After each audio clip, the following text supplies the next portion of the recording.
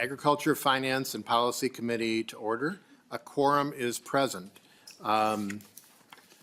Representative Lee, would you like to move the minutes from February 23rd?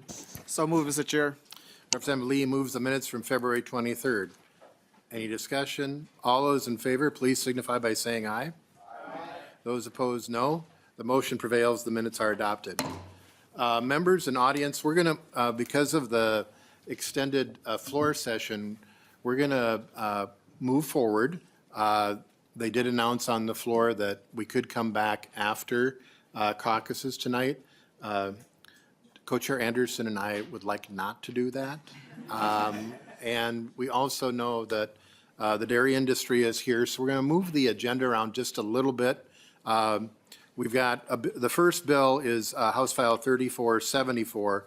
We're going to take that one. That one's going to be laid over, but we have to make some technical changes to that, so we want to get that done, and then we'll go to dairy. But before we start any of that, Co-Chair Anderson, you wanted to bring up the Department of Ag? Thank you, Chair Hansen. In committee the other day, we had a little bit of a misunderstanding on some of the provisions of a bill I was carrying, and I talked with Commissioner Vobble, and she agreed to come up and to kind of set the record straight, Mr. Chair.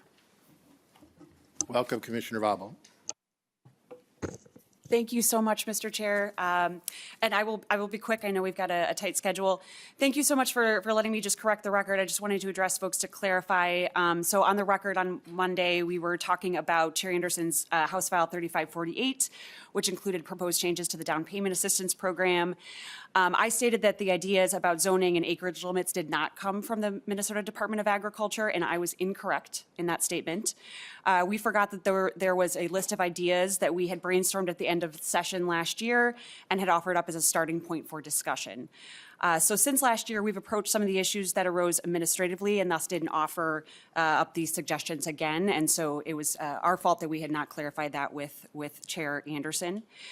So after reviewing the zoning and acreage minimum ideas we were considering last session, we discovered there is much more nuance at the local zoning level. An ag zoning requirement would affect both small specialty crop farms, as was noted by testifiers on Monday, as well as conventional 40-plus acre farms, which are sometimes zoned residential to allow a home, but the town also allows agricultural use. We would prefer to make this an administrative decision and continue to require appraisals, business plans, verification of land use with the local municipality, and other means as necessary when reviewing purchases for lots that are not zoned for agriculture. We would support something like a $1,000 revenue requirement or something along those lines instead of a zoning acreage requirement. And we also do support the set aside for the purchase agreements and the readiness requirements. So again, my sincere apologies for the misunderstanding and for the incorrect statement on the record on Monday. I just wanted to clarify, and I'm happy to answer any questions folks have. Members, are there any questions? Co-Chair Anderson. Thanks, Mr. Chair. I would just say thank you for correcting the record and appreciate working with you, and we'll work together going forward. Thank you. Vice Chair Smith.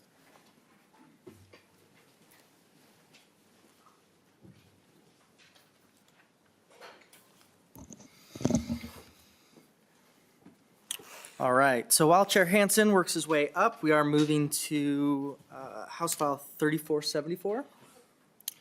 Rep. Hansen, would you like to move your bill? Thank you, Mr. Chair. I would move House File 3474, Agriculture Utilization Research Institute grant funding provided.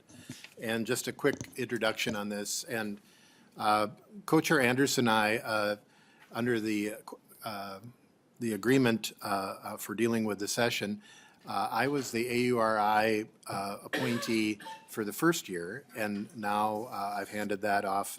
So Co-Chair Anderson is the AURI appointee for the second year.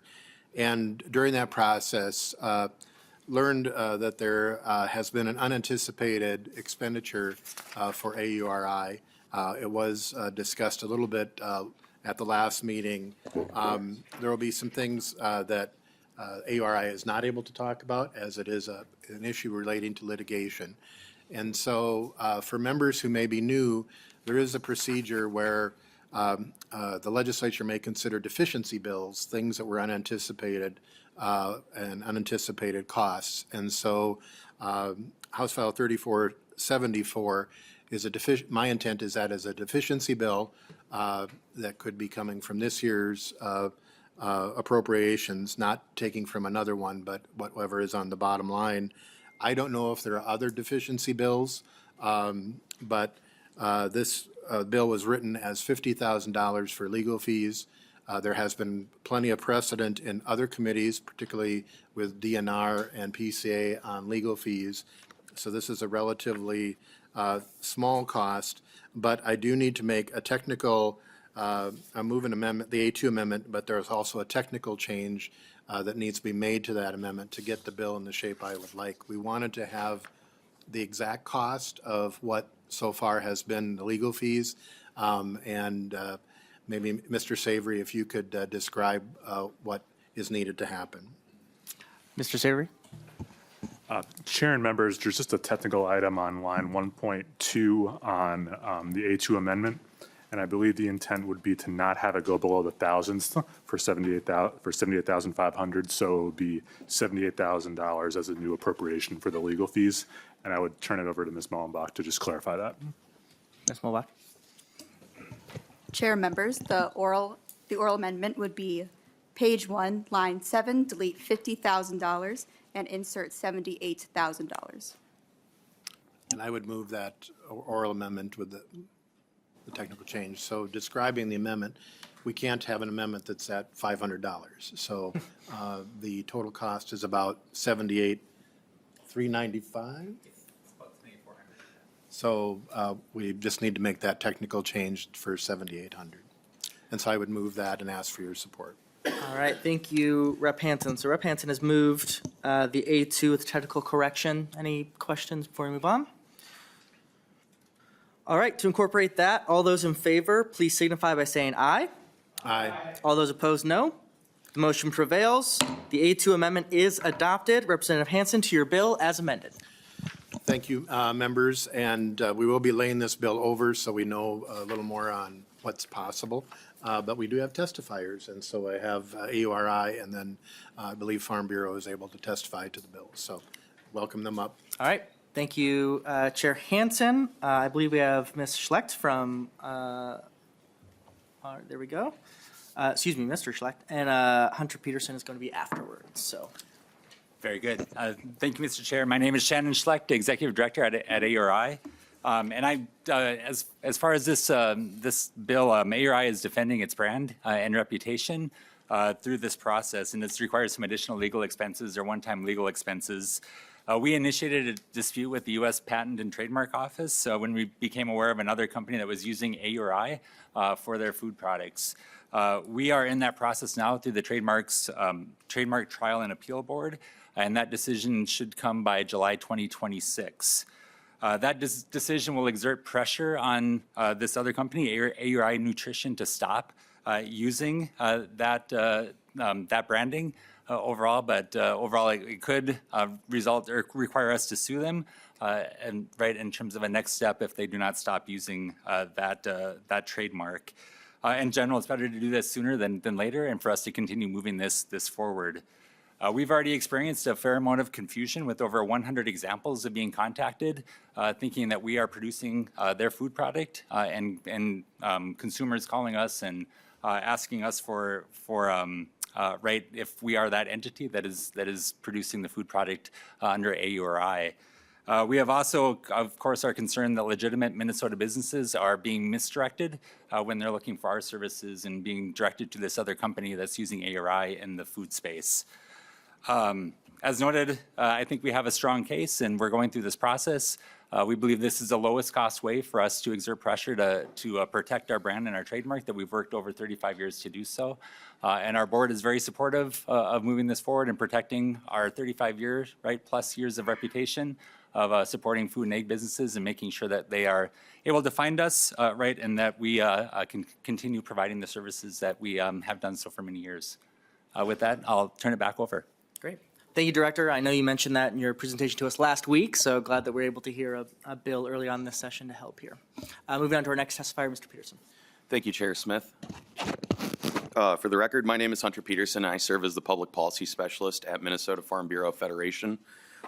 We were founded in 1919, and we're a grassroots, nonpartisan general farm organization with over 30,000 family farm and ranch members across the state. And I'm here to express our strong support for House File 3474, which has already been described. AURI is a necessary and powerful resource for Minnesota farmers. It provides access to research, technology, and marketing tools that help farmers innovate and grow. Utilizing staff with extensive agriculture industry expertise, AURI assists farmers in developing new products while also creating opportunities to find additional markets for the commodities they currently raise. And as Mr. Schleck said, through no fault of their own, AURI finds themselves engaged in a legal dispute with another entity, and providing funds to cover these legal costs will hopefully lead to resolution of this dispute and allow them to return their full attention to the important business of helping farmers expand their businesses and markets. So I would like to thank Chair Hansen and Chair Anderson for bringing the bill forward in a bipartisan fashion, and appreciate the opportunity to testify in support today. Thank you. Thank you, sir. Is there any other members of the public, people in the audience who would like to testify for or against this bill? Doesn't look like it. Members, before we get to questions for the bill author, any questions for our testifiers? Chair Anderson. Thanks, Mr. Chair. Mr. Schleck, just explain, I guess, a little bit of hesitancy on our side. We were told early on that we have no money to spend this year, and if there is to be a deficiency bill, we would certainly support funding going to ARI. That's the reason we are moving not to move this along today. But I do have one question, and maybe you can't comment on this as you're still involved in litigation, but is there any chance, as this moves forward and comes to resolution, that you could have any recovery of attorney fees, things like that? What would that look like? Director? Yeah, Mr. Chair and Representative Anderson, it's a good question. I can't really speak to the recovery of funds at this point in terms of what that would look like. This is an appeal process. I think that would be more perhaps next steps. All right, but I can't really speak to detail on that. Do you want to follow up, Chair? Just totally understood. Thank you. Representative Jacob, did you have a question? Thank you, Chair Smith. So first of all, so I'm clear, are you the plaintiff or the defendant here? Director? Yeah, Mr. Chair and Representative, we are the opposer, in this process. There is ARI Nutrition or EJEC Ventures has filed for a trademark using AURI, and so we are opposing that when we became aware of them using our name in their food product. Representative Jacob. Okay, thank you, Chair Smith. So does $78,000, does that guarantee any kind of result, or does that just mean that they could dispute this further and have the taxpayers on the hook for another $78,000? Director Schlecht. Mr. Chair, Representative, I can't really speak to that. Overall, these are our costs that we've incurred to date to protect our brand overall, and we are going through this first step, and we'll get a decision, I said, around July 2026, and at that point, we'll have more decisions to make. So thank you. Do you want to follow up? Oh, nope. That's good, thank you. Don't see any other questions for our testifiers. You folks can find your seats if you'd like. Any further discussion to the bill? Oh, I'm sorry. Vice Chair Harder, did you have a question? I apologize. Go ahead. Thank you. Sorry for being late to ask the question. So my question is, you were here on a previous meeting, you talked about your budget or whatever else, and in there, I believe that you said that there was a 500,000, I think, was it 5 million? I forget that, in reserves. Is there a reason why that your reserves can't be used for this versus the taxpayer? If you could answer that, that'd be awesome. Thank you. Director Schlecht. Yeah, Mr. Chair, Representative, thank you for the question. We do have reserves dollars that we can use towards this that the board has approved in our budget. Our concern is that if we use those dollars here, we can't use them on programs where we're trying to be supporting the producers and entrepreneurs and businesses, right, overall in terms of them putting dollars towards our impactful programs. That said, right, the reserves are available for this. The board's approved our legal expense funds, but they also directed us to look at recovering those funds through different options so we could apply as many funds as we can to our programs. Vice Chair Hart, did you have a follow-up? Okay. Now, I believe, gentlemen, you can return to your seats. Any questions for the bill author? Any other discussion from members? Doesn't look like it. Representative Hansen, any closing comments or remarks? Thank you, Mr. Chair. I think it's important to note that the reserves, the availability of reserves has been reduced. There is less reserves now than there have been because of spending. We have invested as a state of Minnesota the taxpayers' dollars into AORI for 35 years. And what we're trying to do here is to protect the brand. So we don't lose that investment of taxpayer dollars over all those years, that we can be making sure that this can continue to provide service so people aren't being misdirected or misled. And that way, that if we had to come back for more, we would have to come back for more. This is the expense as of now. That was the correct, the reason for the correction. And if there was future expenses, we'd have to consider that. I think it is a worthy expenditure. I would ask that if we get clarity on whether we can do this as a deficiency alone or with other deficiency bills, that we try to move it soon. I would hope we would have the bipartisan support for that. And with that, I renew my motion to lay this over for possible inclusion or just lay it over. Representative Hansen renews his motion that House File 3474, as amended, be laid over. The bill is laid over. All right, we're going to move to Representative Nelson's, and I'm going to return to my vice chair. You can continue this one. Well, you've got a. I have an amendment, so. That's right. Are they still up there? I'm not sure if she's still here, but she's.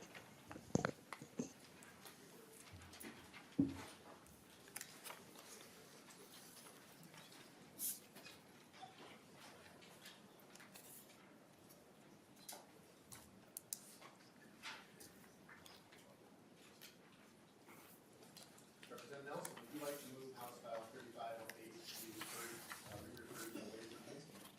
Yes, that would be my motion. I would move it to be re-referred to the Ways and Means. And Thank you. Therefore, all right, well, thank you. HF 3508. It's the dairy with an I bill. So there's a dairy margin coverage through the USDA. It's part of the Farm Bill. And that it takes milk production takes previous history of milk production. And we have what the bill does is amends it because there are some dairy farms that have started since the date of what you're supposed to be using for the qualification. So everybody that has been a producer of milk, they would use the date from, I believe, the 2022 year. And if there's any new farms that have started up since then, would be able to use basically the most recent production or whatever is considered applicable for this. So there's about 30 to 40 farms that fall under this category in the state. And, just to be able to expand this and to open it up to all farms, I think it's something that I would love to see happen and to be able to help the dairy industry out. and we have several testifiers, so I think Representative Nelson, if we'd like to move to them. Yep, we can go ahead and move to testifiers, and yeah, if there's questions after that, but yeah, testifiers. First up, Garrett Luthens, President, Minnesota Milk. And Lucas Sjostrom, Executive Director of Minnesota Milk.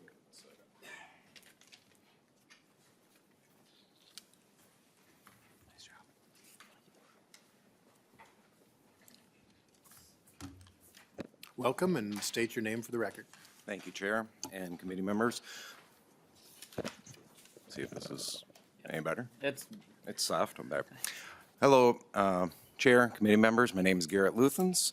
I serve as president of Minnesota Milk, and also I operate Skyview Dairy out of Hutchinson, Minnesota.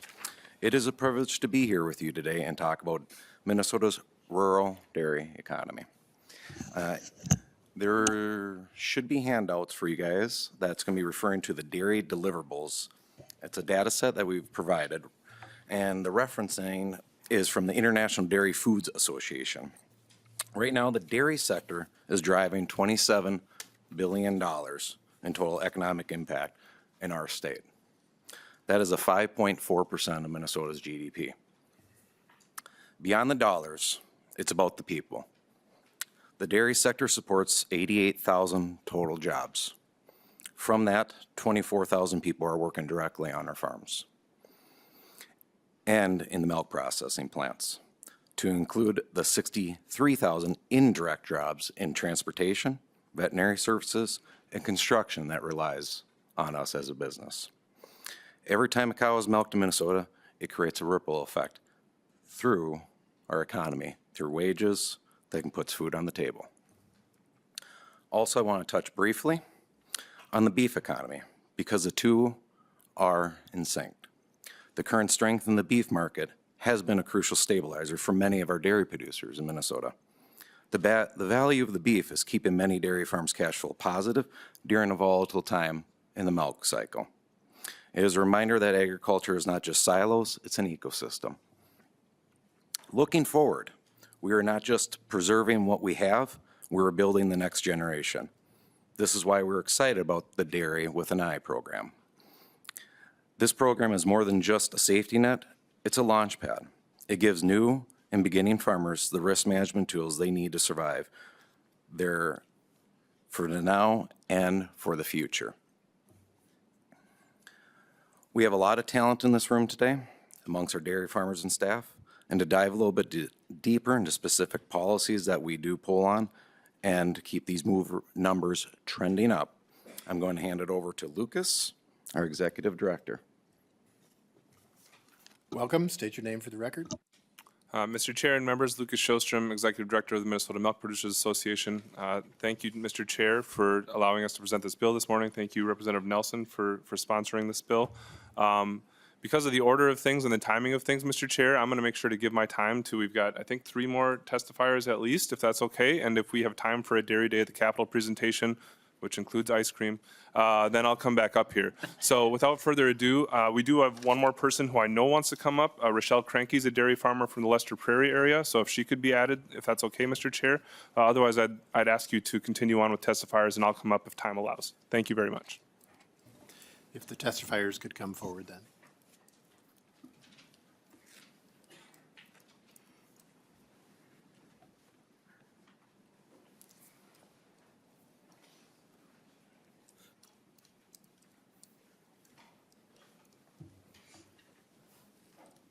Welcome, and state your name for the record.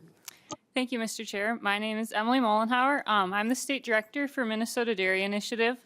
As a state grant-receiving organization, MDI's mission is to provide technical and educational support to our dairy farmers rather than taking political positions. I'm here today to offer an on-the-ground perspective regarding the risk management concepts that are addressed in House File 3508. In the dairy sector, there's a constant reality of fluctuating milk prices, unpredictable weather and feed costs, and farmers carry an immense financial risk on their operations. For beginning farmers, this risk is even more magnified. They're just establishing their new operations and can often lack the capital reserves of established farms. For a new farmer, one bad year can be operationally devastating for them. Access to robust risk management tools provides a critical financial safety net for these farmers. It allows new farmers to weather early storms, secure necessary financing from lenders, and make long-term business decisions with confidence. But beyond these financial tools, managing risk also means having the right knowledge and guidance on the farm itself. That's where Minnesota Dairy Initiative steps in. MDI operates by connecting dairy farmers with a dedicated team of professionals, people like their veterinarians, financial advisors, nutritionists, and lenders. This team of people helps them evaluate their operations and plan for the future. For a new farmer, having this technical roadmap is just as crucial as having financial guardrails. It's about building a sustainable, profitable business model from day one. We are incredibly grateful for the broad industry collaboration that makes this grassroots work possible, including the steadfast support of the Minnesota Milk Producers Association. Through partnerships like these, we ensure that when a farmer faces a challenge or wants to modernize their dairy, they aren't doing it alone. Ensuring that our next generation has both the financial tools and the on-farm advisory support to mitigate risk is absolutely essential for sustaining the future of Minnesota's dairy industry. Thank you. Thank you. Next. Thank you, Chair Hansen. Again, for the record, my name is Hunter Peterson. I'm with Minnesota Farm Bureau Federation. Just want to express our support for the Dairy with an Eye program, but also the changes made by Representative Nelson's bill. The Dairy with an Eye program helps to incentivize and enhance the usage of the federal DMC, Dairy Margin Coverage Program, which provides more farmers with protection in the event of low milk prices. When the legislature renewed this program during the 2023 session, program payment amounts were based on a farm's milk production in 2022. So this bill clarifies that dairy farms with no or with partial production during that year are eligible for the program.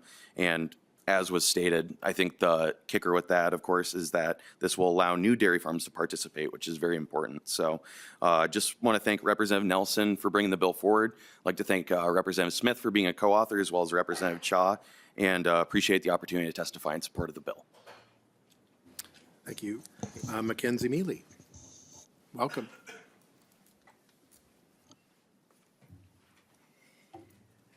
Thank you, Chairman Hansen and members of the agriculture community. For the record, my name is Mackenzie Mealy. I'm a student at Glencoe Silver Lake and an FFA member.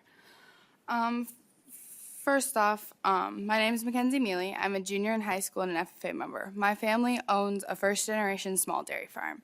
When this first got brought up, my family had just started out with their dairy farm, and we got granted a little bit of money to help our dairy farm, and that really helped boost and get our farm started. Financial struggles with a new dairy farm are a huge problem.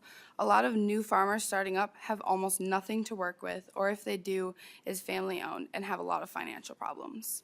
Most farmers have to work a second job in order to be somewhat financially stable. For example, both my parents work a job on top of the farm, and we're $5,000 to $10,000 in debt every single month.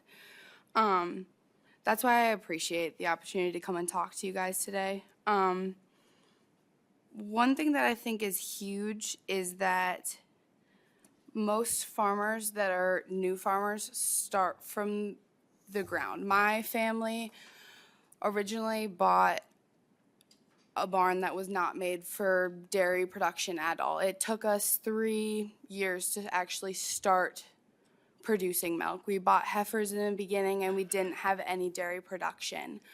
So when the grant first got released, we barely met the needs of the milk production that they wanted us to have, which I think is very difficult. And I think that it shouldn't be that way, that they should have more leniency. I originally came here today with my Ag Issues group.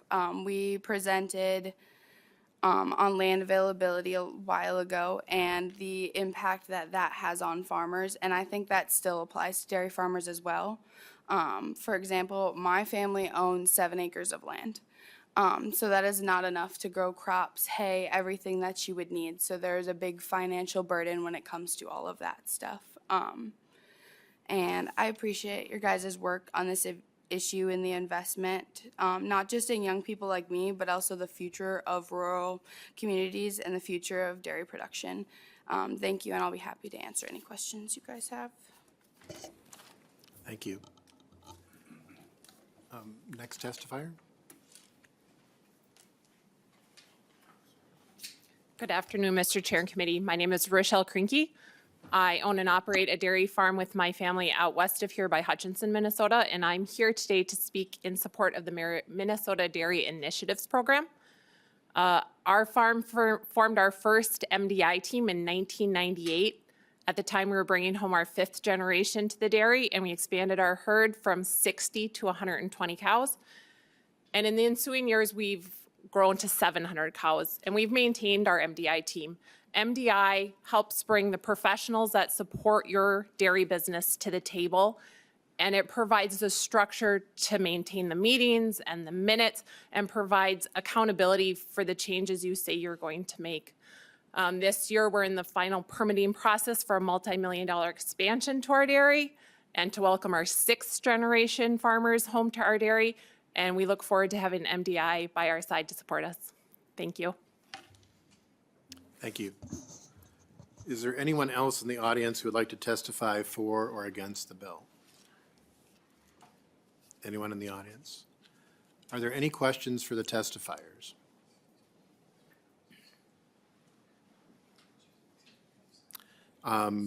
Representative Smith, I believe you have a A1 amendment. I do have that, Chair. I would like to move Amendment A1, and I would want to request a roll call on this amendment. Representative Smith, could you explain your amendment? So this amendment, so this is a good bill. I'm very proud to be the second author on this bill. In Olmsted County, we have dairy farms that will benefit from this bill. So I will be voting yes on this bill. But this also adds a unencumbered balance provision that if there is leftover money, this is not taking money from any dairy farms, but if there's leftover money after disbursement, that money goes into the local food purchasing assistant grant program, so that we can help Minnesotans in a time that they're really needed. Chair, I have some longer comments. Do you want, is this a good time for it, or should I wait until the amendment discussion? Maybe if there are questions to you on discussion on the amendment. Maybe you could talk now. Okay, I didn't want to preempt. I just want to emphasize again what I said before. This is a good bill. This is not trying at all to get to the heart of this bill. But I do think this is a time where we should talk about folks who were not able to testify today to that bill. And I want to tell the story of one of those folks, a man named Joseph Myers. Mr. Myers worked as a farmhand on a dairy farm in St. Peter for 4 decades. 40 years of working on a dairy farm takes a toll on a body. Mr. Myers is now 58 years old. He's quoted as saying that job was the most painful job I ever had, he said. He's unable to work now because of the condition of his body. He now works 10 to 12 hours a week at the St. Peter food shelf, and he receives food assistance through the Federal Supplemental Nutritional Assistance Program, SNAP. I said receives, but I should say received.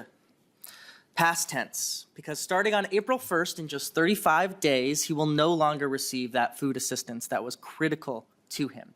Because of the expanded work requirements imposed on him by federal Republicans in the Trump administration in the so-called One Big Beautiful Bill Act.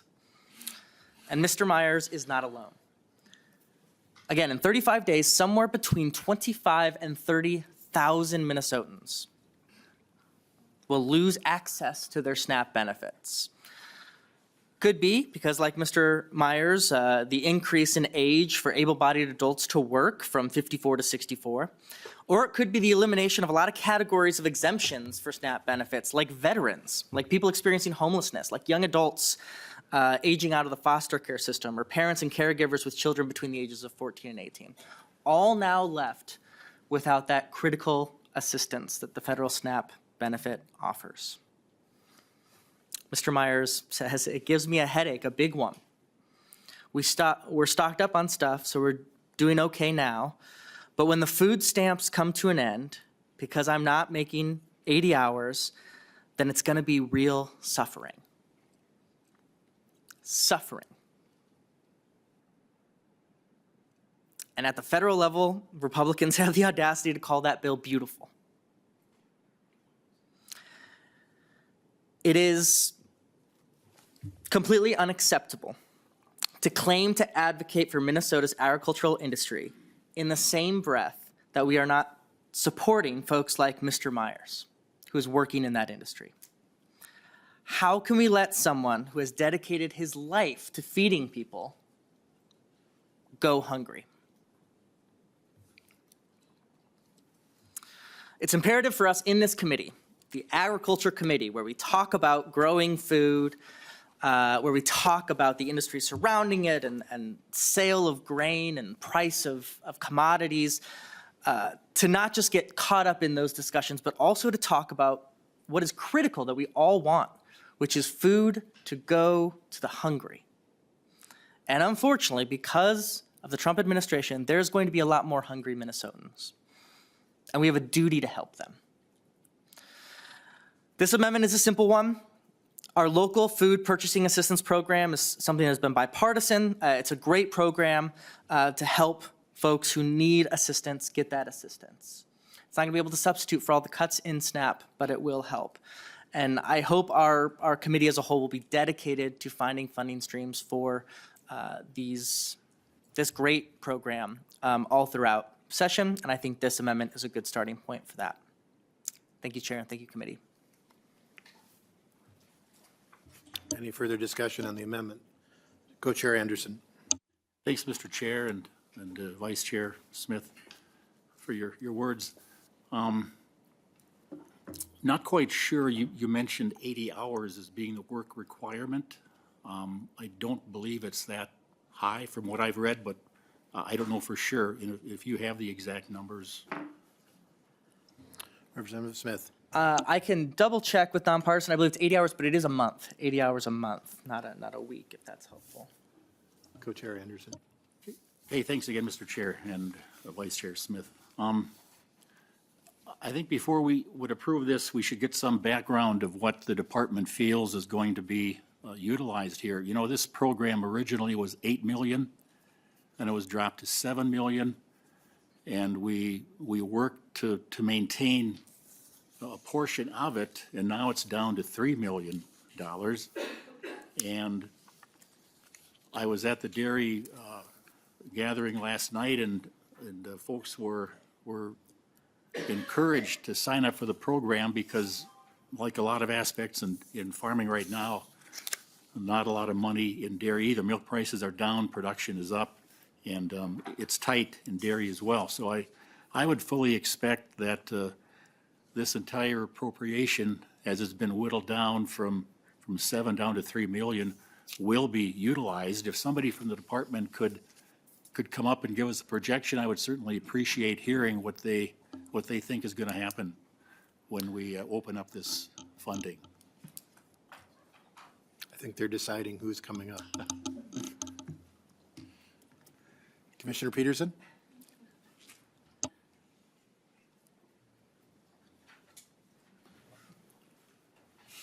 Mr.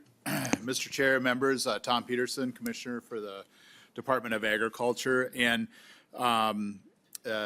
looking at Representative Smith's, Vice Chair Smith's amendment, in general, we don't think that there, would be dollars left over. Looking at the last time, we had a minimal amount of dollars left over from the program. The way the process is, we'll take the applications in, and then we would then at that point allocate the dollars. And the goal is to not have any. And last time there wasn't much. It was minimal what was left over, a couple $1,000s, literally. So, I mean, theoretically, you could put that through there. I don't, I hope that there's no money left over. We wanted this money to go to dairy farmers. That being said, we also, do see the LFPA, we've renamed it, that program's open. We do see there will be a tremendous response for that. And we do, commit to working with, everybody to try to find more dollars for that program if that is the case. And so I understand your conundrum and everything, but that is our goal with the program. Co-Chair Anderson. Thank you, Mr. Chair and Commissioner Peterson.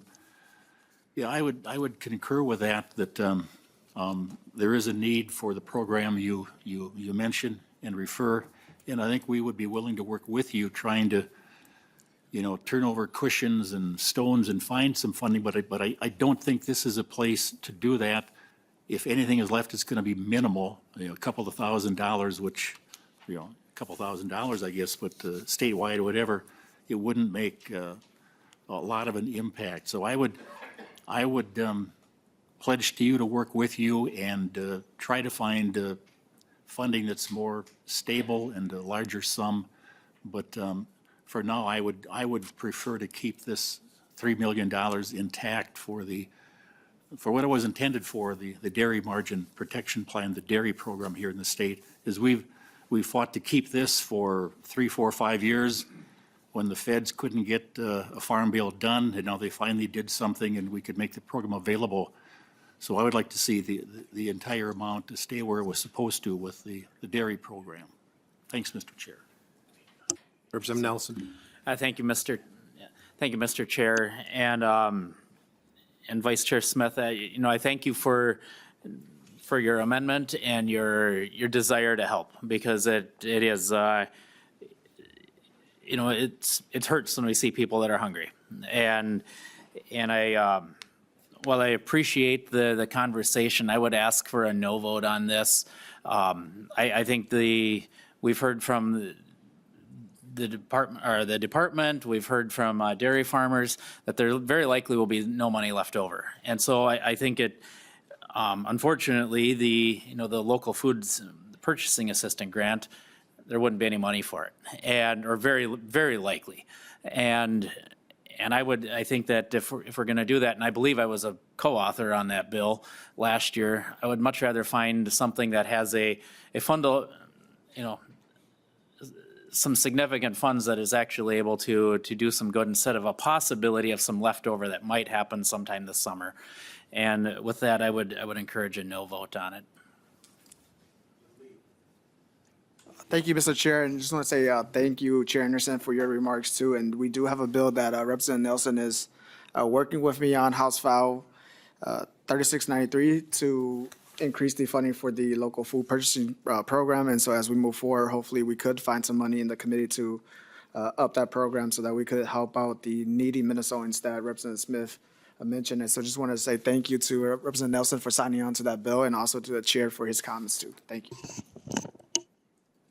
Representative Smith, in closing. Yeah, I'll be brief. Simply to clarify that under my amendment, no money is going to be taken from any dairy farm in this program. The amendment will read, if we adopt it, any unencumbered balance after June 30th, 2026 may be used for the local food purchasing assistant grant under laws, et cetera. So no money is going to be taken from any dairy farm in the state of Minnesota under this. That is not in any way the intent of this bill. But the intent is, as Chair Anderson said, if there's even just a couple $1,000s at a critical time where there's going to be potentially 30,000 more hungry Minnesotans, I think that's good, as well as finding other streams of revenue that are much bigger, which I also appreciate both Representative Nelson and Chair Anderson, your comments on that, and I believe you. I think we'll be able to do some good work on that in this committee. I just think that we can start this today, even if it is a small amount. I think it's a good place to start. Clerk will take the roll. Chair Hansen? Aye. Hansen, aye. Chair Anderson? Anderson, no. Vice Chair Smith? Aye. Smith, aye. Vice Chair Harder? No. Harder, no. Representative Agbaje? Aye. Agbaje, aye. Representative Burkle? Burkle, no. I'm sorry, Burkle, no. Burkle, no. Representative Frederick? Aye. Frederick, aye. Representative Gander? No. Gander, no. Representative Gottfried? Gottfried, aye. Gottfried, aye. Representative Jacob? Jacob, no. Jacob, no. Representative Lawrence? Representative Lawrence, no. Lawrence, no. Representative Lee? Lee, aye. Lee, aye. Representative Nelson? Nelson, no. Nelson, no. Representative Vang? Vang, aye. Vang, aye. There is not a majority, so the amendment does not.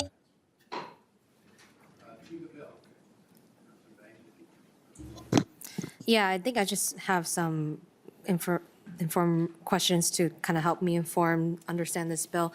Representative Nelson, because the commissioner said that the money is expected to be spent with this new language. I'm curious to see, well, I guess maybe this is for so two questions. Maybe perhaps the first question will be for the commissioner, whether, what are the demographics of the dairy farm that the dairy program has served so far in terms of size and demographics of the farmers?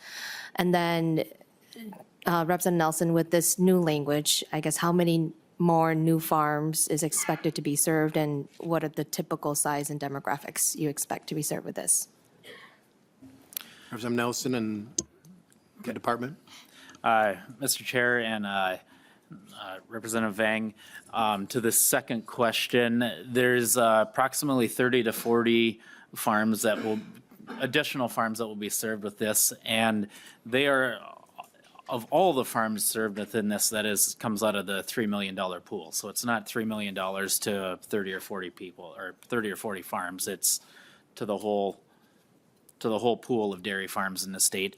And under the guidelines or the qualifications for the program, the maximum, I think it's 16 million pounds of milk that can be produced. And so that you might wonder, well, what size is that? I was a former dairy farmer myself. I sold the dairy cows in 2018, and we produced about 1 million pounds of milk a year off of a 50 cow dairy. And so you're looking at somewhere maybe up to around 500 or 600 cows farm, but I don't know, of the dairy farms that are starting, I don't know their size or anything of what would qualify, but I think maybe somebody from the department would be able to answer that. Welcome. State your name for the record. Good afternoon, Mr. Chair and members. For the record, my name is Paul Hugen, and I'm Director of the Ag Marketing and Development Division at the Department of Agriculture. And as the author stated, in terms of new farmers that would be eligible for this that weren't producing in 2022, that's a really small number, maybe 30 at most is what we're talking about. I don't know the demographics of those folks. Other than that, they would have the same eligibility requirements to participate, which means the maximum production is 16 million pounds per year. So, somewhere in that 500, 750 cow range. Representative Vang? Any other questions to the bill? Thank you. Representative Lee? Thank you, Mr. Chair. Maybe for the department, being a new member of the committee, don't really know too much about this too. And so just trying to figure out, is there a cap to how much assistance a farmer can get based off the size? I think the mention, if you produce 16 million compared to, Representative Nelson's producing 1 million, are they getting the same amount of assistance, or how do they go about awarding those grants? Thank you. Mr. Chair, members, thank you. Thank you for the question. So the program is payments are made on the first 5 million pounds of production. So to be eligible, you have to be 16 million pounds of production or less. And then everybody would get paid on up to the first 5 million pounds. So to give you an example of how that worked, when we did Dairy with an I 1.0 several years ago, there was $8 million of funding, so more than twice what this level is. Average payment for farm was just over $4,000. The largest farms, so farms who had at least 5 million pounds of production, they received $11,500. So you can kind of extrapolate from there. Will be less than half of that this time, assuming we get the same level of sign up from farms.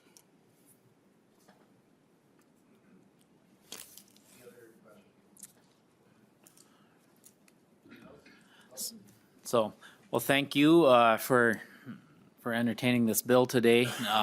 It's an honor to be able to carry this as a former dairy farmer myself.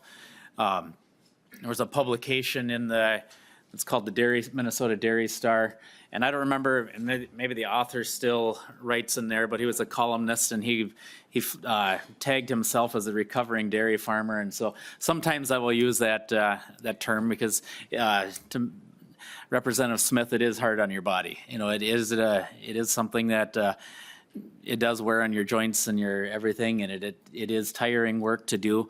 But I thank you for this discussion today, and I would renew my motion to send this to Ways and Means. Representative Nelson renews his motion, House File 3508, be referred to Ways and Means. All those in favor, please signify by saying aye. Aye. Opposed, say no. We're going to move, have some members that have to go at 2:30.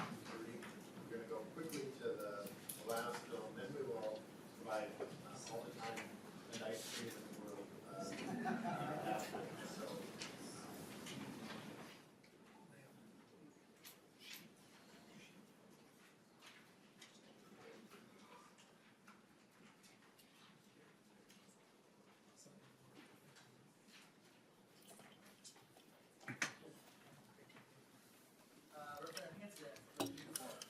I would move House File 3475 to be re-referred to the Ways and Means Committee.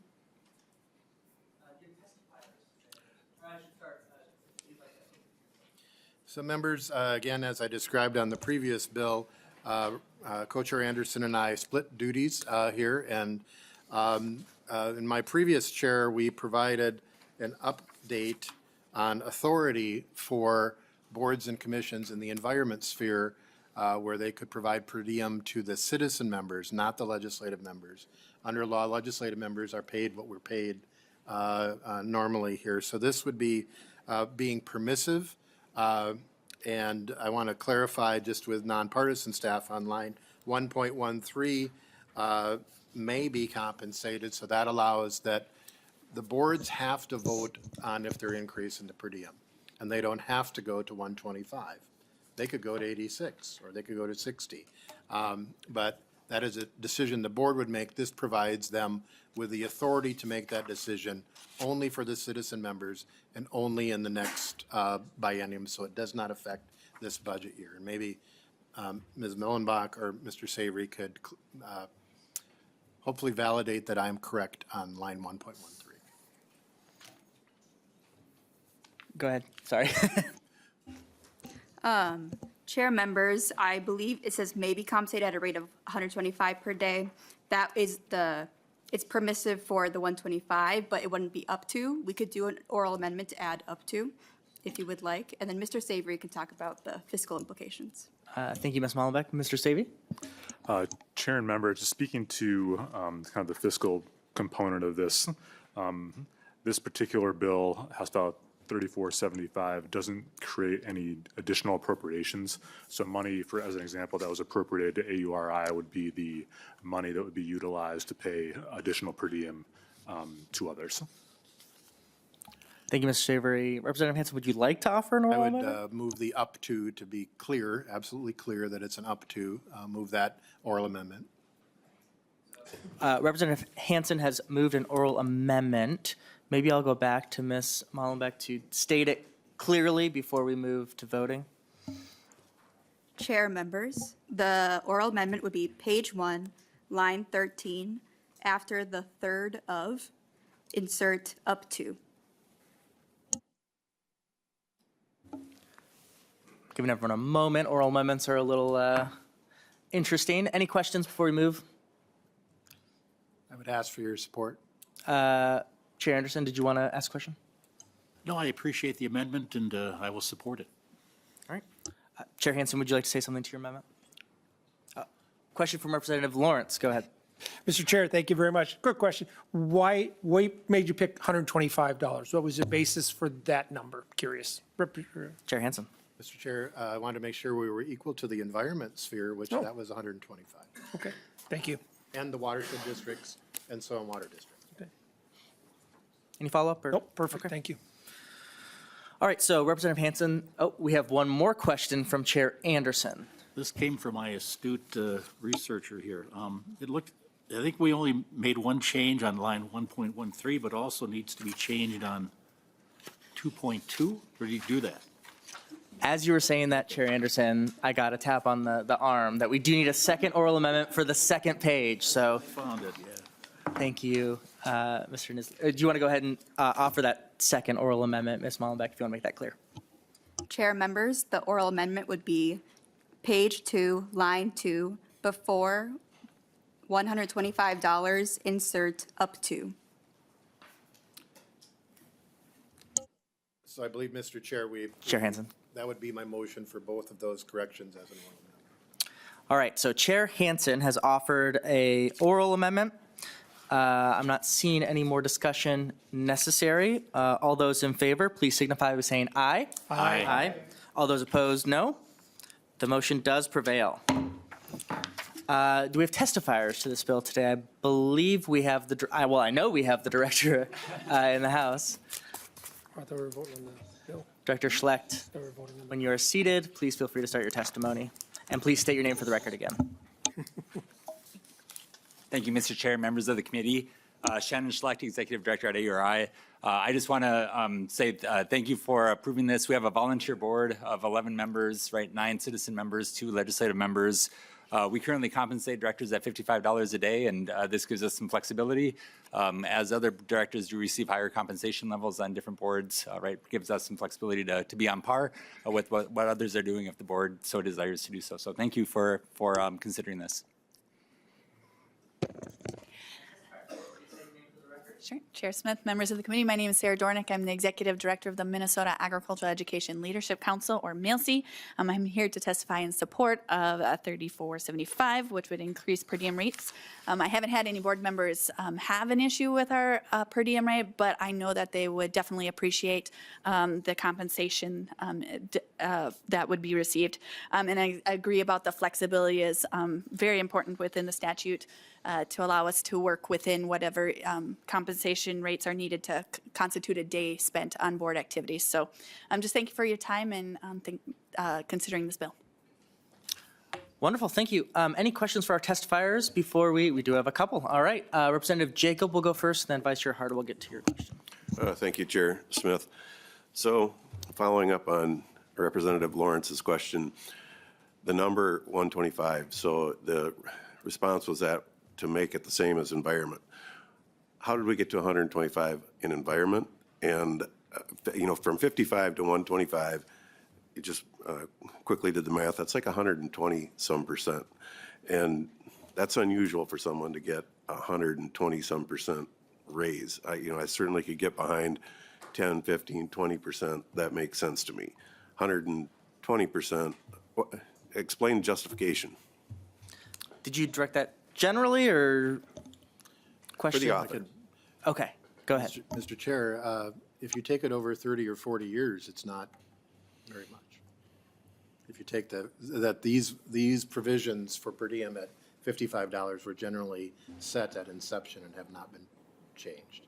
And I know that for LCCMR, it was 35 years. So if you take the inflation rate over 35 years, 55 to 125, I mean, it's comparable. And it also provides the flexibility for these boards to set it at a lower rate that we just did, same as we did with the environment. The Soil and Water District boards have to vote for it. They are elected officials and they are accountable to the public. The Watershed District boards are appointed by the county commissioners and they are also elected. So it provides a check on it, and also we can look at that with their dollars. So the inflationary rate over 35 years, I think I don't have that off the top of my head, but 120% is not within 1 year. It's when the rate was set at $55, whether at the beginning of AURI or the beginning of MALC or the beginning of LCCMR or Outdoor Heritage. Representative Jacob, did you want to follow up? Yeah, I'll just leave it with a comment. It'd be palatable to me in steps, but I can't support 120% increase all at once. Thank you, Rep. Jacob. Vice Chair Harder, did you have a question? Yes, thank you, Chair Smith.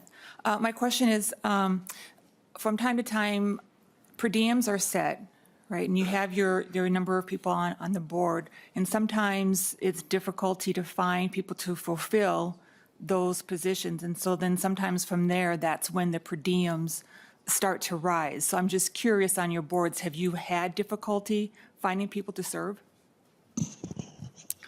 Either of our testifiers want to take that question?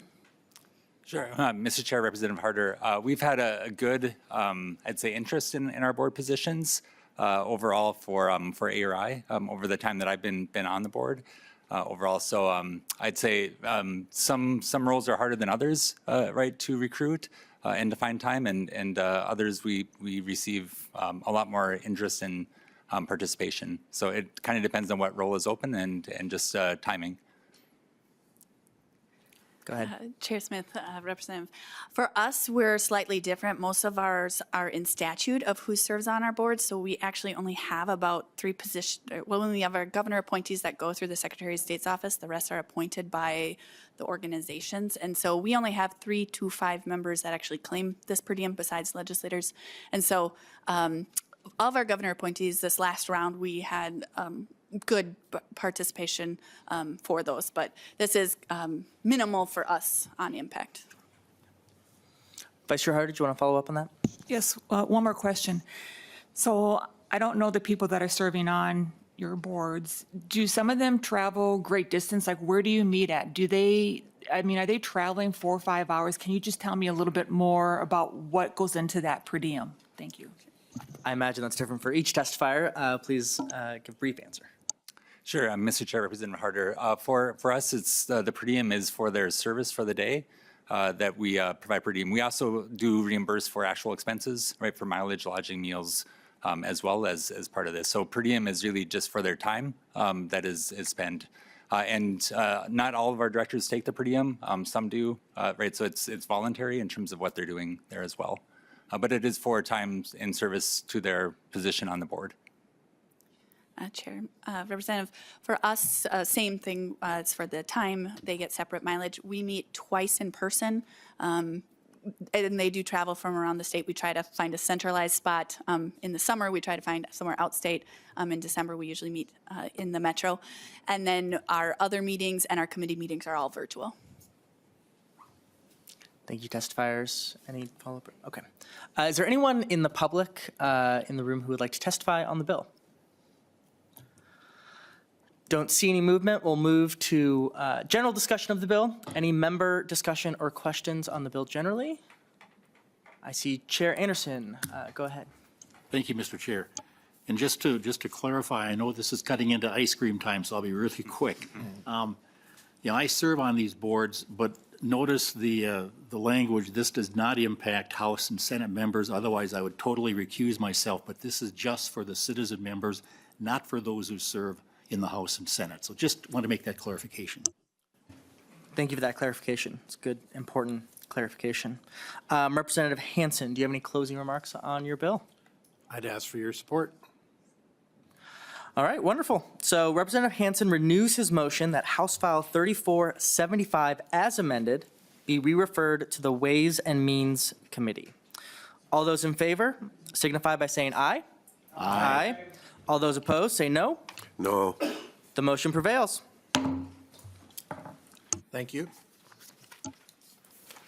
And I think do we need to close the meeting or bring them up for the presentation? Well, we should bring it up. Chair Anderson, anything to say? No. Announcements? What's coming up next? Meeting next Monday. We're working on the agenda. And thanks for the dairy folks for hanging around. We had to go longer in the floor session, but thank you. We appreciate what you do. I mean, yeah, it's a hard job, capital intensive, 24/7, 7 days a week, all year round. So thank you. It's a great product, and we all enjoy it. Thanks. Keep the meeting open. Oh, okay.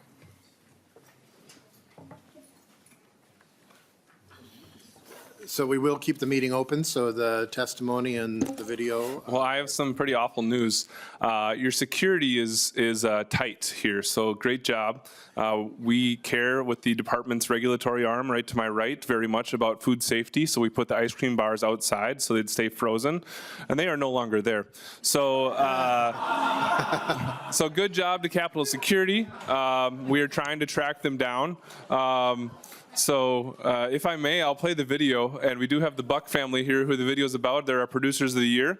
One other thing I do want to mention on the Dairy with an I bill that you just passed, and I know we shouldn't testify on things that are already done and we won on, but because some of you are on Ways and Means, what was not said is they're signing up for a federal program, and if they would reach that top level of $4,000 to $5,000, they are committing to a 6-year, $108,000 commitment. So that's what they have to enroll in. So they're not just receiving money, it's more of a rebate for a federal program. So with no further ado, I apologize about the ice cream, Mr. Chair, but I would like to play the video. Proceed with the video.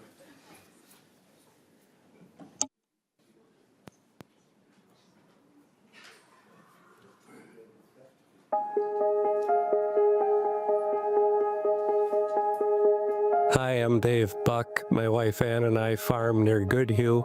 We moved here in 1991 after farming with our family for 15 years. We bought this farm. A neighbor came to us and offered his farm to us, so we were very thankful for that.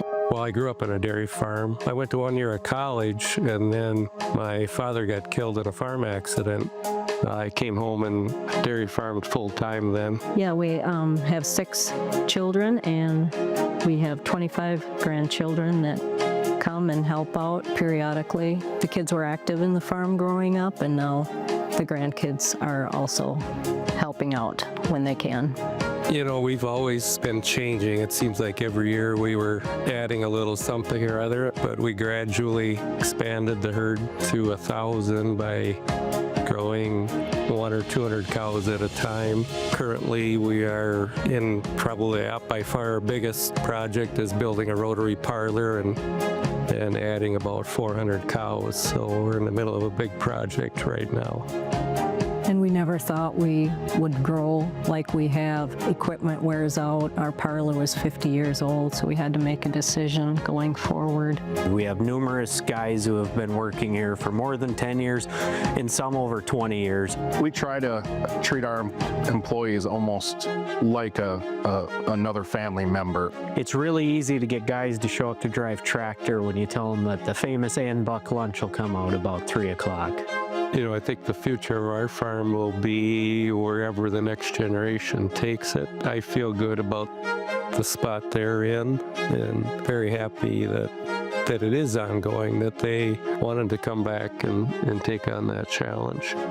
Dad's big thing was, if you're coming home, what do you bring to the table? And that's how we ended up with a custom manure business and doing steers as well. So I don't think it's just a dairy thing. It could be other things as well, but whatever we're doing, we need to do the best job we can at it. I think we need to continue what our parents have started and keep growing, and that's one thing I've learned from them is you always got to look for ways to improve, and I think that's the challenge for him and I is to keep improving and keep getting better and keep their legacy alive.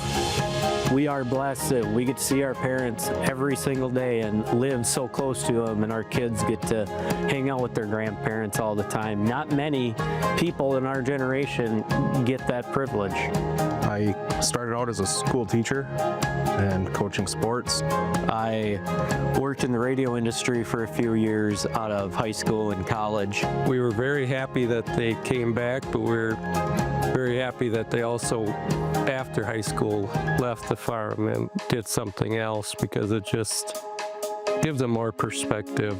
Most farmers that are watching this video understand that transitioning doesn't happen. It's an ever-evolving thing that honestly probably never ends, because by the time you get transitioned to the one generation, you're working on the next one. Farmers are notorious for kind of putting things off sometimes, and it's one of those things you shouldn't put off. You really need to. If you're thinking about it, it means you should probably already be doing it. I think around here, everyone's patient with it. Everyone's happy with how it's gone. Mom and Dad have been very open about it, and that's been very important. I was on the school board for 12 years and involved with dairy promotion, trying to get the milk machine in our schools. I was on the wellness committee there too. I think just getting our message out to the public is still going forward going to be one of of our most important things and probably one of our biggest challenges. I just think dairy milk, dairy products are essential in our diet. Dairy is it. It's just a good product. I've been on various dairy boards most of my working career, I guess, from township to DHIA, creamery boards, and then Minnesota Milk Board, where I eventually was chairman. I found them all rewarding, and one of the most rewarding aspects of Minnesota Milk was just getting to see other dairy farmers and learn about them and their operations. I currently serve on the Egg Partners Board of Directors, local insurance company board, and then I also am on the Goodhue County Planning and Zoning Commission. It's been very good learning about all the rules, regulations, and having a voice on that board that is a farmer that can help fight for farmers.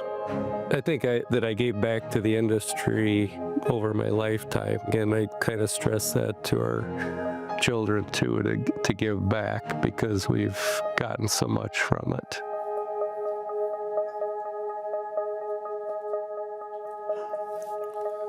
Thank you for the time, Mr. Chair. Very much appreciate it. And if you have any questions, I know you're closing, please let us know. Would the Bucks like to say anything? Would they like to say? Bucks, would you like to come forward? You don't have to if you don't want to.